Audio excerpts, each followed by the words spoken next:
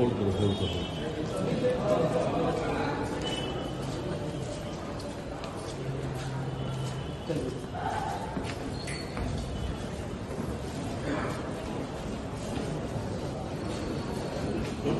Sir क्या समन भी जारी होगा भूपेश बघेल को? देखिए, इन्वेस्टिगेशन के दौरान जैसे जैसे सब जो हमको एविडेंसेस प्राप्त होते जाएंगे तो समन किसी को भी इशू किया जा सकता है, इंक्लूडिंग दी एक्स-सीएम ऑल्सो। आज आप रिलेटेड जो इन्वेस्टिगेशन चल रहा है उसमें कुछ लेटर्स आए थे, न्यायालय के पास भी आए थे और दूसरे अथॉरिटी को भी भेजा गया था जो जेल में बंद हैं। महादेव ऐप के जो 3 एक्यूज पर्सन्स चंद्रभूषण वर्मा और सतीश चंद्राकर और एक और कोई है, तो इन तीनों की तरफ से कुछ लेटर आए थे जिसमें इन्होंने कहा था कि जो मनी लॉन्ड्रिंग के सेक्शन 50 के अंतर्गत जो भी बयान दिए गए थे यहाँ क्या कहते हैं ईडी अथॉरिटी के पास में, वो गलत हैं और ज़बरदस्ती लिखवाए गए हैं। लेकिन अभी जब कोर्ट से परमिशन लेकर के ईडी अथॉरिटी गई है वहाँ जेल में तो उन लोगों ने उस बात से इनकार किया। उनका कहना है कि जो लेटर लिखवाए गए हैं उसमें उनके हैंडराइटिंग नहीं है और उसमें जो लिखी बातें हैं उसको विश्वास नहीं कर रहे हैं। तो क्या इस बात को भी रखा गया सर, इस पर भी कोई एक्शन?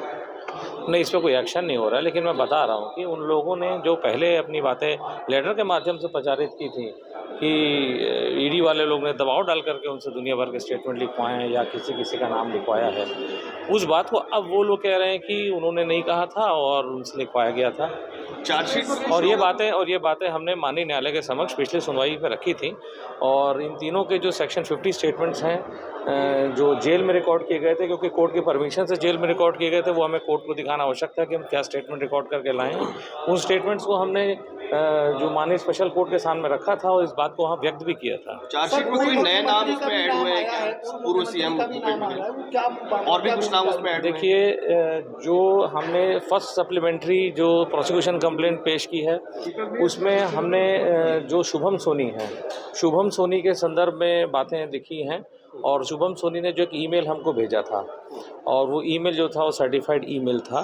उस ईमेल में उसने पूर्व मुख्यमंत्री के बारे में जो बातें लिखी थी कि 508 करोड़ पूर्व मुख्यमंत्री और उनके सुपुत्र के बारे में जो बातें लिखी थी, उस चीज़ को हमने रिलाइड अपॉन डॉक्यूमेंट के रूप में इस्तेमाल किया। यानी हमारे प्रोसिक्यूशन कंप्लेंट जो हमने पेश की है उसके साथ जिन जिन डॉक्यूमेंट्स हम रिलाई कर रहे हैं उसको हमने लिया है।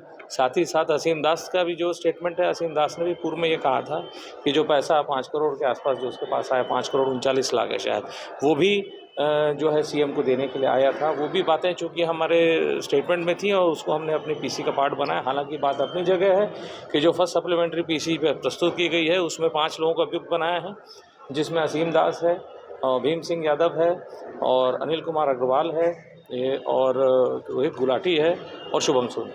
आज आपने कोर्ट पे किन किन मुद्दों पे आरोप लगाया है? 4 महत्वपूर्ण आवेदन पत्रों पर सुनवाई होनी है, जिसमें कि प्रमुख है देवेंद्र सिंह यादव के जमानत आवेदन पत्र जिसकी सुनवाई अभी चल रही है और अभी देवेंद्र सिंह यादव की तरफ से तर्क किया गया, हमारी तरफ से तर्क अभी बचा हुआ है। दूसरा, अरविंद सिंह जो लिकर स्कैम में एक आरोपी था, उसकी तरफ से भी जमानत आवेदन पत्र आया है, उस पर भी तर्क आज होना है। इसके अतिरिक्त हमने जो है जेल में कोल स्कैम के जो 10 लोग हैं, जो लोग ऑलरेडी जेल में निरुद्ध हैं, उनके भी सेक्शन 50 स्टेटमेंट फर्दर इन्वेस्टिगेशन को बढ़ाते हुए उसका भी एक एप्लीकेशन पेश किया है, क्योंकि उसमें जो प्रोजेक्टेड प्रोसीड्स ऑफ क्राइम था 540 करोड़ का था और अभी तक जो हम लोग खोज कर पाए वो 220 करोड़ के आसपास का है।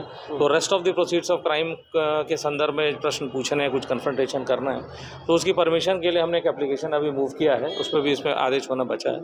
और एक आवेदन पत्र हमने और मूव किया है जिसमें कि जो राम गोपाल अग्रवाल है उनके खिलाफ नॉन अवेलेबल वारंट माननीय न्यायालय जारी करे, ऐसी याचना करते हुए प्रस्तुत किया, भी उसमें भी तर्क बचा हुआ है। Thank you so much.